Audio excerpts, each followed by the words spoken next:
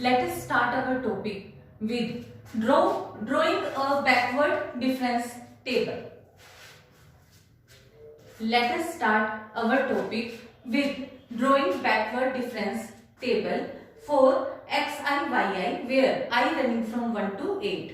ठीक है, and we have to evaluate delta phi y in terms of y0, y1, y2 up to so on. So for the purpose हमने सबसे पहले क्या किया, हमने पहले x और y लिखा. हमारे को किसकी टर्म में कहा है x note, y note, x1, y1, x2, y2, x3, y3, 4, 5, 6, 7, 8 हमने पहले यहां तक लिख लिया.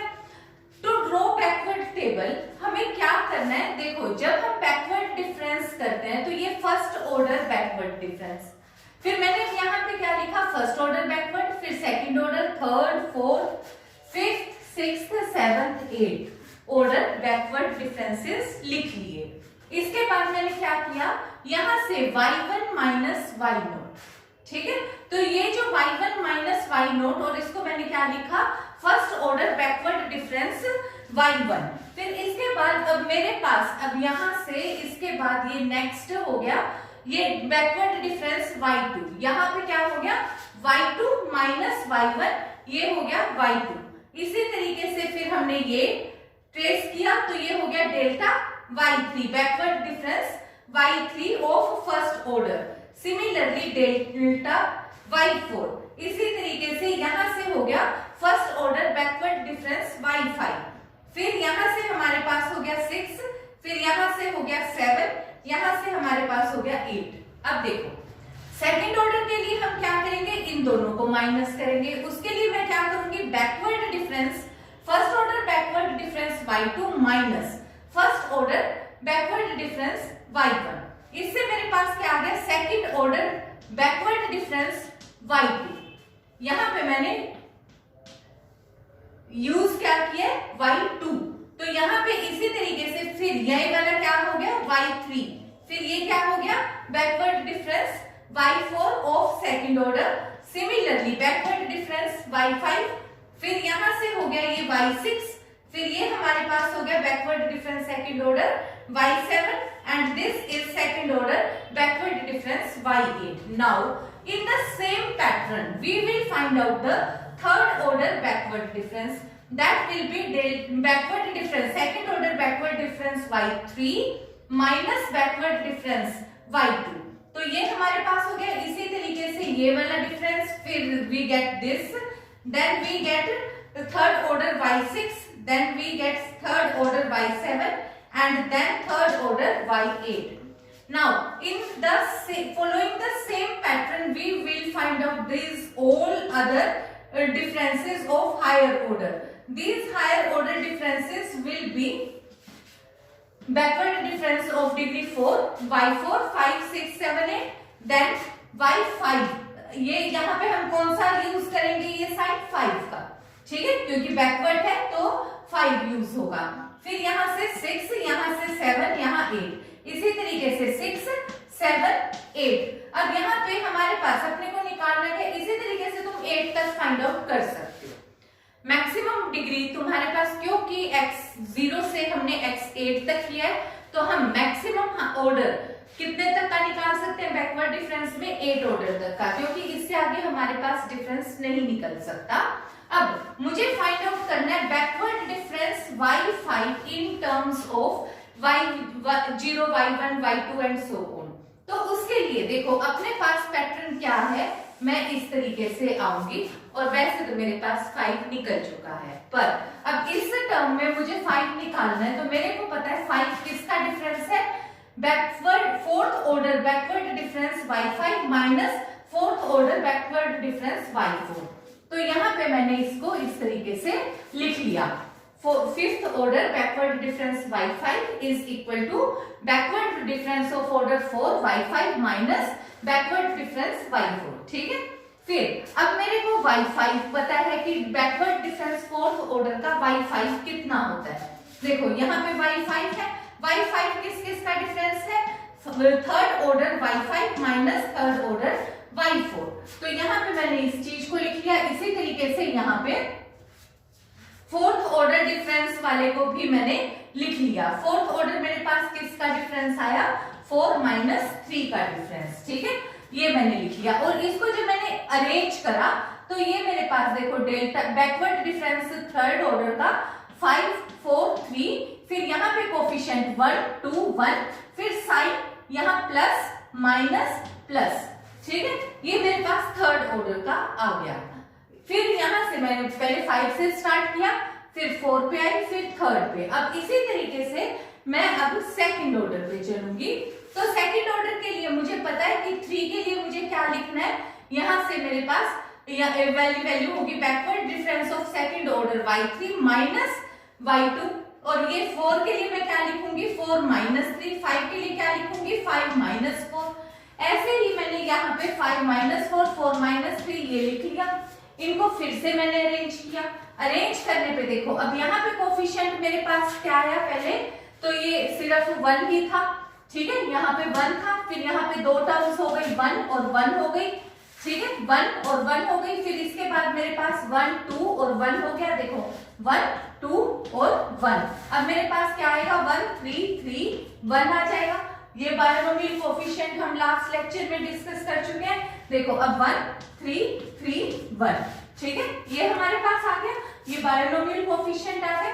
ऑर्डर 2 है 5 4 3 2, ये हमारे पास डिक्रीजिंग ऑर्डर में चल दिए। और अब यहाँ पे डिग्री 3 की बजाय डिग्री 2 हो गई। ऑर्डर फिर अब ऑर्डर 1 है हमारे पास 5 का, तो यहाँ पे 5 के लिए अपने पास, फिर इसके बाद अपने पास यहाँ पे 2 के बाद ऑर्डर 1 पे आ जाते हैं। 2 के बाद ऑर्डर 1 पे आए तो 1 में हमारे पास कितना आएगा, देखो 1 4 6 4 1, ठीक है, ये कोफिशिएंट आएंगे। 5 के लिए हमारे पास क्या आएगा 1 5 10 10 5 1, ये हमने डिस्कस किए थे। ये क्या चीज है, ये बायनोमियल कोफिशिएंट। ये है 2c0 2c1 2c2, 3c0 3c1 3c2 3c3, 4c0 4c1 4c2 4c3 4c4, 5c0 5c1 5c2 5c3 5c6 4 5c5, ठीक है, ये हमारे पास ये बायनोमियल कोफिशिएंट्स है। इनके बेस पे अब यहाँ पे 1 5 10 10 5 1, साइन चेंजिंग ऑर्डर में 1 positive negative positive negative positive negative, ये हमारे पास इस तरीके से डिफरेंसेस आ जाएंगे। अगर हमारे को सीधे नंबर पता होते तो हम यहाँ पे सीधा ही आंसर ये रिजल्ट कर देते। Now in this question we are given the values of f of 0 is equal to 3, 1 f of 1 is equal to 12, f2 is equal to 81, f3 200, f4 100, f5 8, and we have to find out forward difference of order 5, ठीक है, forward difference है इसलिए हम क्या लिखेंगे, इसलिए हम लिखेंगे यहाँ f0। अगर यही बैकवर्ड डिफरेंस होता तो यहाँ पे आ जाता 5, f0 की जगह पे f5, ठीक है, ये चीज बैकवर्ड फॉरवर्ड डिफरेंस में हम ये वाला सिंबल यूज करते हैं। तो ये ऑर्डर 5 का तो f0, और अगर बैकवर्ड होता तो बैकवर्ड में हम इसको इस तरीके से लिखते, ठीक है, इस तरीके से लिखते, या बैकवर्ड डिफरेंस y5, ये अपने पास तरीका है। देखो फॉरवर्ड डिफरेंस के लिए और बैकवर्ड आंसर दोनों का सेम ही आना है। तो सबसे पहले हमारे पास देखो 0 पे वैल्यू दी हुई है 3, तो मैंने x की वैल्यू, इसका मतलब है x की वैल्यू 0 है और इस पे y का आंसर कितना आ गया 3, तो मैंने यहाँ पे 0 और 3, 1 पे 12, देखो 1 पे 12, 2 पे 81, इस तरीके से मैंने टेबल में अरेंज कर लिया। अब जब मुझे फर्स्ट ऑर्डर का डिफरेंस निकालना है तो मुझे पता है कि y1 माइनस y0 करना है। ये वाली वैल्यू हो गई y0, ये हो गई y1 y2 y3 y4 y5, ठीक है, इस तरीके से मेरे पास वैल्यूज आ गई। अब जो ये मेरे पास डिफरेंस वैल्यूज आई हैं तो मैंने 12 माइनस 3 किया, तो इनके बीच में मैंने यहाँ 9 लिख दिया। इसी तरीके से 81 माइनस 12 69, ऐसे ही इनका माइनस 100 माइनस 200, और बिल्कुल मैंने तकरीबन सेंटर में इनकी वैल्यूज मेंशन कर दी। तो ये मेरे पास फर्स्ट ऑर्डर फॉरवर्ड डिफरेंस आ गया। अब देखो मुझे सेकंड ऑर्डर निकालना है। सेकंड ऑर्डर के लिए हम क्या करते हैं, difference of first forward differences. तो अब ये जो मेरे पास है ये डेल्टा y0 है, ये first forward y1, first forward y2, first forward y3, first forward y4 है। तो इसी तरीके से मैंने यहाँ पे इन वैल्यूज को निकाल दिया। अब 69 माइनस 9 किया तो मेरे पास 60, इसी तरीके से 119 माइनस 69 और ये माइनस करके मैंने यहाँ पे लिख लिया। फिर आगे थर्ड ऑर्डर के लिए इनको माइनस करा और फिर से मिड में, देखो यहाँ लिखा तो मिड में लिखा तो ये इसके इक्विवेलेंट आ गया, और फिर यहाँ पे जब मैंने लिखा तो ये सेकंड वाली टर्म्स के बिल्कुल पैरेलल में आने स्टार्ट हो गए। फिर मैंने इसका माइनस भी बीच में लिखा, इन दोनों का माइनस इधर सेंटर में लिख लिया, इन दोनों का माइनस इधर सेंटर में लिख लिया। मैं लगातार इसी तरीके से सब्ट्रैक्ट करती चली गई। अब 269 में से मैंने माइनस 269 में से माइनस 10 किया तो ये मेरे पास कितना हो गया, प्लस 10, यानी कि माइनस 259। इसी तरीके से 227 माइनस माइनस 269 किया तो यहाँ आ गया 496। फिर 496 माइनस माइनस 259 ये मेरे पास आ गया 755। अब यहाँ पे देखो ये वाली वैल्यू मेरे पास कितनी है, डेल्टा स्क्वायर y0, ये हो गया थर्ड ऑर्डर y0, ये हो गया मेरे पास fourth order forward difference y0 और ये मेरे पास हो गया फिफ्थ ऑर्डर y0। अब देखो फॉरवर्ड डिफरेंस निकालना होता है तो ये हमारे पास ऐसे, और ये फॉरवर्ड के लिए हम ऐसे यूज करेंगे। देखो ये हो गया फॉरवर्ड डिफरेंस, ठीक है, फॉरवर्ड डिफरेंस। और जब हम बैकवर्ड डिफरेंस करेंगे तो हम यहां से, देखो ये चीज तो इस तरीके से आ गई, तो यहां से हम इस तरीके से यूज करेंगे और इसे आप यूज करेंगे बैकवर्ड डिफरेंस। यहाँ पे ये हमारे पास आ जाएगा बैकवर्ड डिफरेंस। बैकवर्ड डिफरेंस में जब हम यूज करते हैं तो अपने पास जो रिजल्ट आते हैं वो हम इधर से कैलकुलेट करना स्टार्ट करते हैं, और यहाँ पे ये मेरे पास y5 से आएगा, ठीक है, क्योंकि बैकवर्ड में यहाँ पे 0 की जगह मैं क्या यूज करूंगी, backward difference y1, backward difference y2, ये हो जाएगा backward difference y3, backward difference y4, backward difference y5। तो यहाँ पे बैकवर्ड डिफरेंस y5 से स्टार्ट होगा। इसी तरीके से ये बैकवर्ड डिफरेंस y5, ठीक है, इस तरीके से जाएगा, ये सेकंड ऑर्डर का, ये थर्ड ऑर्डर का 5 आएगा, ये फोर्थ ऑर्डर का बैकवर्ड डिफरेंस y5 आ जाएगा, और ये बैकवर्ड डिफरेंस फिफ्थ ऑर्डर का आ जाएगा, ठीक है। आंसर दोनों तरफ से सेम आया, तरीका अलग है, हम फॉरवर्ड डिफरेंस से भी निकाल सकते हैं, बैकवर्ड डिफरेंस से भी। इस क्वेश्चन में लास्ट में हमने किया था बैकवर्ड टेबल निकाली थी, इस क्वेश्चन में हमने ये पहले फॉरवर्ड डिफरेंस से निकाला है, उसके बाद अगर हम चाहें तो बैकवर्ड डिफरेंस से भी कर सकते हैं। Answer will be the same, that is 755। Now in this question we have to show that forward difference, backward difference yk is equal to backward into forward difference yk is equal to central difference of order 2 yk। ये हमारे को equal prove करनी है तीन चीज। तो सबसे पहले हमने ये फर्स्ट ले लिया, फर्स्ट जब मैंने यहां से लिया तो सबसे पहले मैंने इस वैल्यू को सोल्व करा। बैकवर्ड डिफरेंस yk मुझे पता है कि बैकवर्ड है तो k में से k माइनस 1 माइनस होगा डिफरेंस लिखते हुए, तो मैंने इसको इस तरीके से लिख लिया। फिर अब मेरे पास ये हो गया forward difference yk minus forward difference yk minus 1।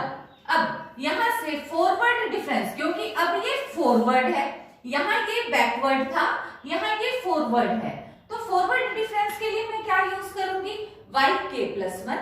तो यहाँ पे अब मेरे पास हो गया yk प्लस 1 माइनस yk, और इधर क्या चीज हो गई, yk माइनस k माइनस 1। अब इसको मैंने अरेंज कर लिया तो ये मेरे पास बन गया yk plus 1 minus 2yk plus yk minus 1। अब इसी तरीके से हम यहाँ आ जाते हैं, ये मेरे पास क्या है, बैकवर्ड इंटू फॉरवर्ड, तो देखो पहले मैं ऑब्वियसली यहाँ फॉरवर्ड डिफरेंस निकालूंगी। फॉरवर्ड डिफरेंस yk है तो ये क्या होगा, k प्लस 1 माइनस yk होगा। फिर यहाँ से ये backward difference yk plus 1 minus backward difference yk हो गया। अब ये बैकवर्ड है, बैकवर्ड की वजह से yk प्लस 1 माइनस yk लिखा, minus yk minus yk minus 1। इसको फिर से मैंने अरेंज किया तो ये वैल्यू फिर से मेरे पास सेम आ गई। इससे मेरे को ये पता लग गया कि ये वैल्यू और ये वैल्यू मेरे पास सेम है। अब मेरे पास आ गया central difference, central difference of order 2 into yk। तो इसके लिए मुझे पता है कि जो ये सेंट्रल डिफरेंस होता है, सेंट्रल डिफरेंस इक्वल टू होता है ये shift operator e 1/2 minus shift operator e raise to power minus 1/2 के इक्वल होता है। तो इस डेल्टा की जगह पे, सेंट्रल डिफरेंस की जगह पे मैंने क्या पुट कर दिया, e raise to power 1/2 minus e raise to power minus 1/2। फिर ऊपर हो गया होल स्क्वायर हुआ तो यहाँ हो गया a minus b a square plus b square minus 2ab। तो ये e plus e raise to power minus 1 minus 2 आ गया। साथ मेरे पास आ गया yk, तो यहाँ हो गया मेरे पास e yk plus e raise to power minus 1 yk minus 2 yk। अब ये शिफ्ट ऑपरेटर की वजह से ये वैल्यू मेरे पास कितनी हो जाएगी, yk प्लस 1, और ये वाली वैल्यू क्या हो जाएगी, yk माइनस 1, क्योंकि हम इसे पावर 1 मान के चलेंगे ना। और यहाँ पे ये मेरे पास 2yk। अब इसको फिर से मैंने अरेंज कर दिया k प्लस 1, k और k माइनस 1, उसके अकॉर्डिंग मेरे पास ये रिजल्ट आ गया।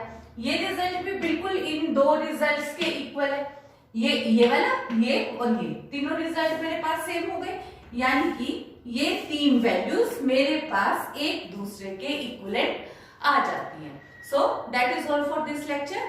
Thank you.